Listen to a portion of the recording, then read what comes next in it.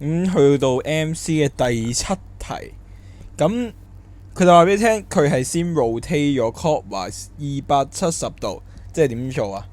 咁即係我可能即係咁樣嘅意思啦，270度啦，去 point Q， 跟住 Q 再 reflect 去 x axis，x axis 即係呢條啦，sorry，x axis 係呢條啦，即係佢上下調轉咗，跟住會去到-25。嗱，-25係呢一點啦。咁我係知道佢經歷過啲咩呢？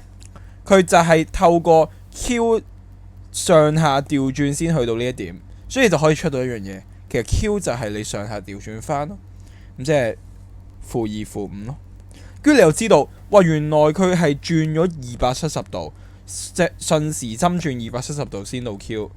咁所以 P 係咁，你調翻轉，你想推翻 P， 你咪逆時針轉翻180度咯，亦即係唔係 sorry 270度咯，亦即係咁樣咯，即係會出到乜嘢呢？你會出到-52，所以答案就係-52 C。